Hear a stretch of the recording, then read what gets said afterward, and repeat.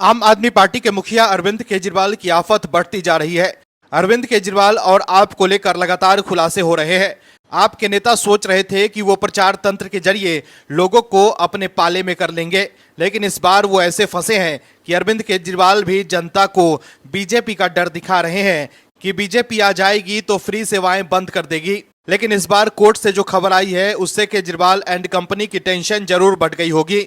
अरविंद केजरीवाल जिस राज को छुपाने की कोशिश कर रहे हैं वो अब छुपाना उनके लिए मुश्किल हो गया है, क्योंकि कोर्ट से जो खबर आई है उसके बाद दूध का दूध और पानी का पानी हो जाएगा और चुनाव से पहले आप एक्सपोज हो जाएगी। दर्शकों, शीश महल वाले अरविंद केजरीवाल हर तरफ से घिरते दिख रहे हैं।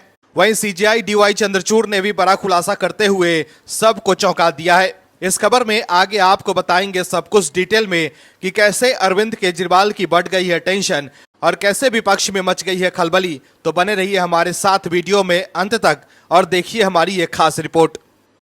दिल्ली में होने वाले चुनाव से पहले अरविंद केजरीवाल कोर्ट में घिरते दिख रहे हैं। दर्शकों, राष्ट्रीय राजधानी क्षेत्र दिल्ली की सरकार लगता है कि भ्रष्टाचार में नंबर 1 हो गई है। दर्शकों, एक बात आपको समझाना होगा कि आपके लोग पारदर्शिता की बात करते थे। वो कहते थे कि सरकार को पारदर्शी होना चाहिए, सरकार जो काम करे वो जनता के सामने होना चाहिए, सरकार कहाँ पैसा खर्च कर रही है वो जनता को पता होना चाहिए। लेकिन लगता है कि आप और अरविंद केजरीवाल अपनी कई बातें भूल गए हैं और अब आतिशी भी उनके नक्शे कदम पर ही चल निकली है। दोस्तों, समझने की जरूरत यह भी है कि आपकी सरकार पता नहीं क्यों अपनी सरकार के काम का ऑडिट कराने से बच रही है। दर्शकों, आपकी सरकार कैग की रिपोर्ट सार्वजनिक नहीं कर रही है, जिसकी वजह से जल्द ही आपकी सरकार दिल्ली हाई कोर्ट के कटघरे में खड़ी होगी। दरअसल राष्ट्रीय राजधानी दिल्ली में कैग की रिपोर्ट को लेकर सियासत गर्म है। आम आदमी पार्टी की आतिशी सरकार की मुश्किलें कोर्ट में बढ़ सकती है, क्योंकि अब दिल्ली बीजेपी के विधायकों ने इस मामले को लेकर दिल्ली उच्च न्यायालय का दरवाजा खटखटाया है। बीजेपी विधायकों ने दिल्ली हाई कोर्ट से सीएजी रिपोर्ट को एलजी विनय कुमार सक्सेना को भेजने के लिए दिल्ली सरकार को निर्देश देने की मांग की है। विधायकों की ओर से दाखिल की गई याचिका में कहा गया है कि यह रिपोर्ट उपराज्यपाल के लिए जरूरी है ताकि दिल्ली विधानसभा के समक्ष इसे रखा जा सके।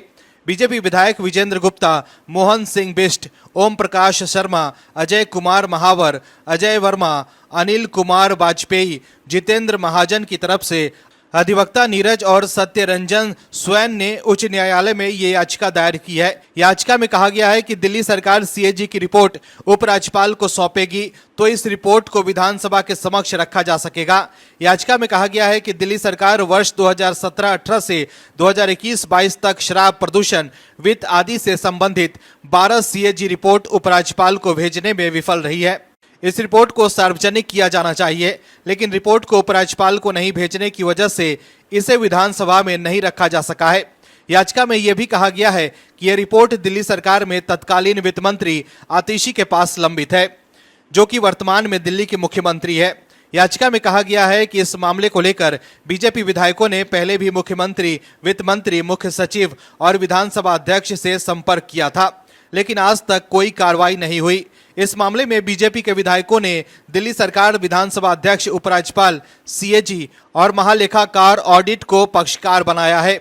याचिका में कहा गया है कि इस बाबत प्रतिवादियों से जवाब मांगा जाए। बीजेपी विधायकों की इस याचिका पर दिल्ली उच्च न्यायालय में अगले सप्ताह सुनवाई हो सकती है। दर्शकों, समझने की जरूरत यह है कि कहीं ना कहीं आपके नेता सिर्फ लोगों को गुमराह कर रहे हैं और अपने भ्रष्टाचार को छुपाने की कोशिश कर रहे हैं।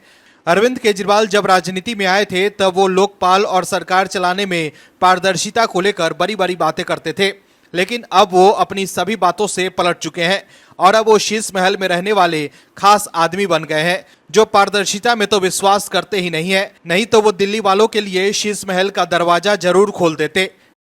दर्शकों, विपक्ष की आदत है कि वो बात बात पर सवाल उठाते रहते हैं। दर्शकों, अगर विपक्ष के मन का हुआ तो ठीक, नहीं तो वो हर मुद्दे को शक की निगाह से देखते हैं।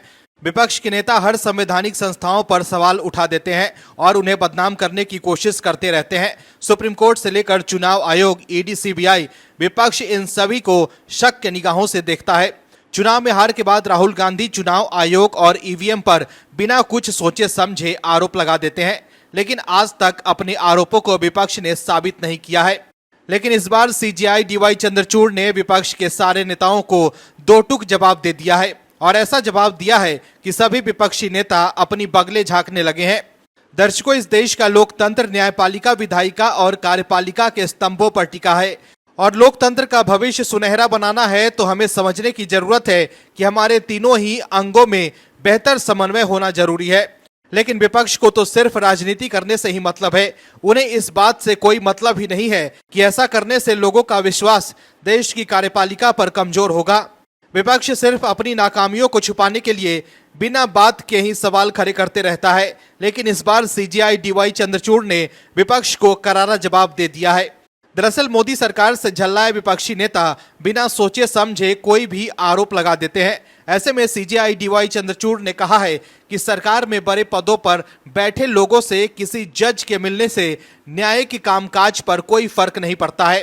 गौरतलब है कि पिछले महीने सीजेआई डीवाई चंद्रचूड़ के आवास पर गणपति पूजा में पीएम मोदी पहुंचे थे।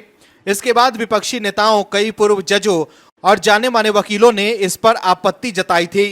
एक कार्यक्रम के दौरान सवालों का जवाब देते हुए सीजेआई ने कहा कि चीफ जस्टिस और मुख्यमंत्रियों के बीच भी कई बार पारंपरिक तौर पर मुलाकात होती है। अब लोग क्या सोचते हैं कि वे क्यों मिल रहे हैं?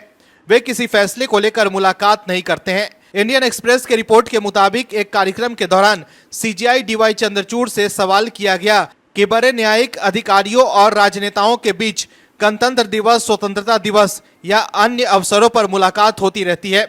इस पर जवाब देते हुए सीजेआई ने कहा कि हमारे पॉलिटिकल सिस्टम की परिपक्वता इस बात पर निर्भर करती है कि जुडिशियरी और उनके बीच विचारों में काफी अंतर होता है।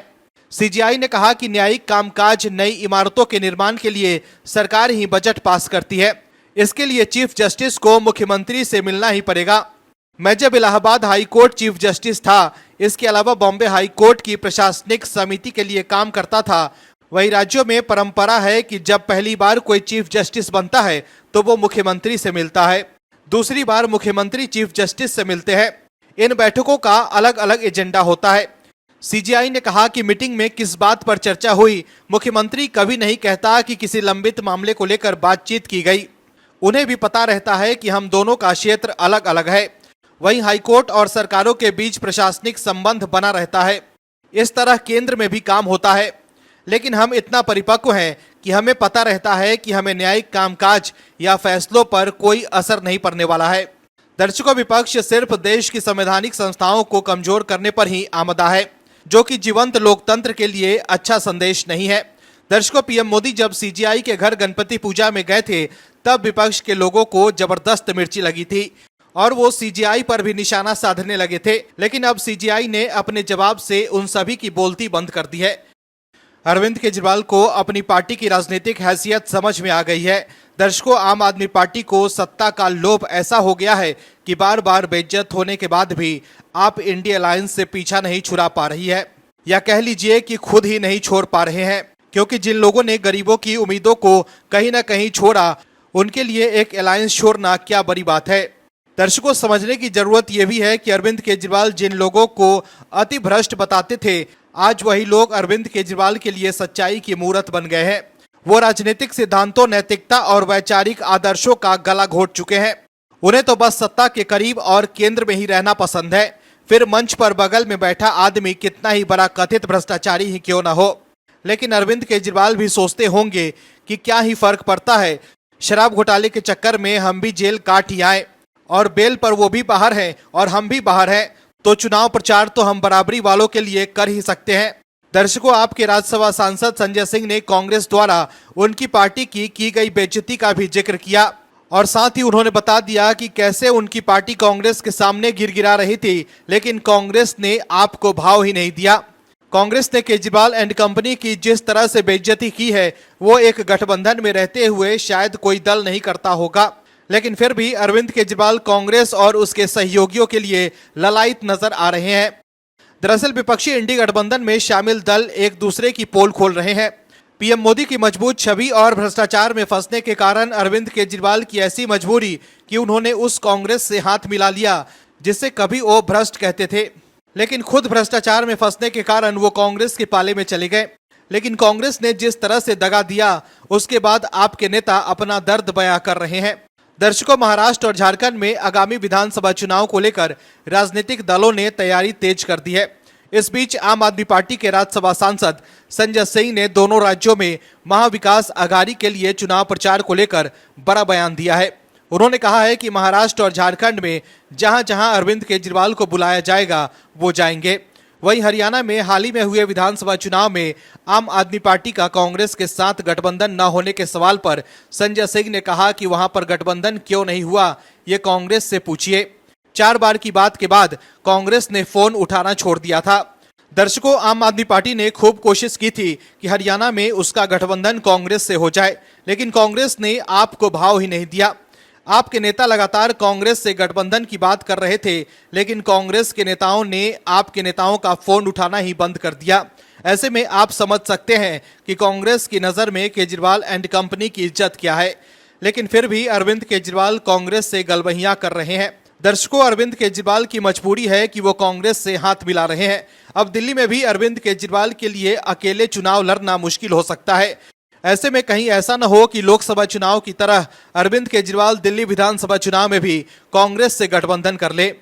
जिस तरह से अरविंद केजरीवाल का विरोध दिल्ली में हो रहा है, उससे ये कहना मुश्किल नहीं है कि अरविंद केजरीवाल दिल्ली विधानसभा चुनाव में भी कांग्रेस से हाथ मिला सकते हैं। दर्शकों, अरविंद केजरीवाल तमाम बेइज्जतों को भी सहकर साथ रह रहे हैं, क्योंकि उन्हें सिर्फ अपने राजनीतिक विस्तार से मतलब है, राजनीतिक सिद्धांतों से नहीं।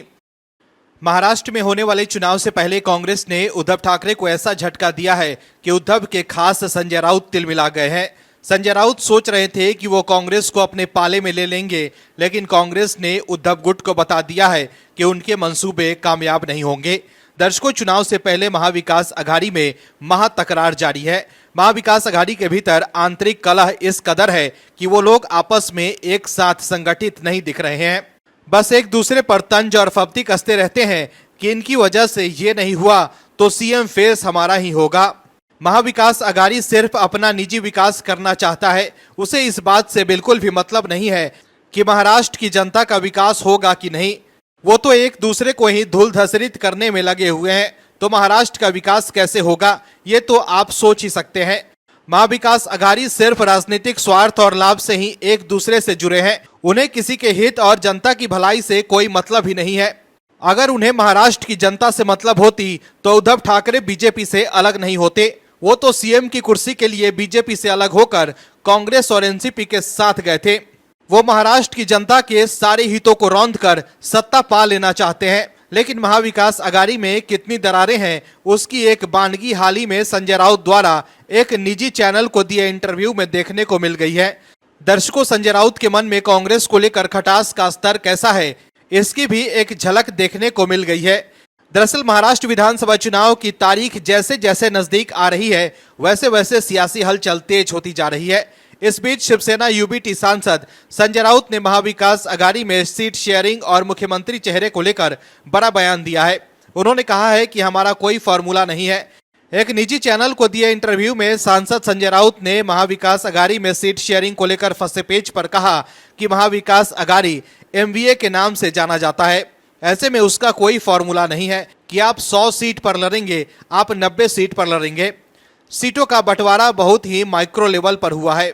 जहां जिसकी ताकत है, जहां पर जिसके जीतने की गुंजाइश ज्यादा है, उसे सीट मिली है। इसलिए मैं कोई फॉर्मूला मानने को तैयार नहीं हूं। वहीं एमवीए के सीएम फेस के सवाल पर संजय राउत ने कहा कि मैं ज्यादा कुछ नहीं कहूंगा, लेकिन महाराष्ट्र की जनता चाहती है कि उद्धव ठाकरे मुख्यमंत्री बने, तो आप कैसे किसी को रोक सकते हैं। अगर कांग्रेस के पास ऐसा कोई चेहरा है तो उन्हें तुरंत जाहिर करना चाहिए, उस पर आगे विचार किया जाएगा। उनका जो हाईकमान दिल्ली में है, वो तो विधायक का चयन भी राजधानी से करता है।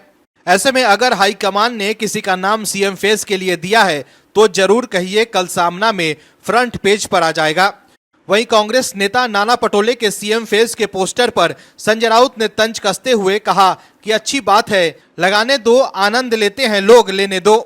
इसके अलावा एनडीए सरकार की लाडली बहना योजना पर संजय राउत ने कहा कि महाराष्ट्र की आर्थिक स्थिति इतनी खराब है कि ओवरड्राफ्ट पर स्टेट चल रहा है। तो देखा आपने कैसे अभी से ही सीएम पद को लेकर शिवसेना, उद्धव गुट और कांग्रेस आपस में लड़ रहे हैं। संजय राउत के बयान से साफ है कि वो कांग्रेस के रुख से दुखी है। दर्शकों, अब आप लोग खुद ही सोचिए कि जो चुनाव में एक होकर संगठित होकर चुनाव नहीं लड़ सकते हैं, वो एक साथ महाराष्ट्र की नीति कैसे तय कर पाएंगे। Bureau report, OMH news. और भी वीडियोस देखने के लिए चैनल को सब्सक्राइब करें और बेल आइकन को दबाएं।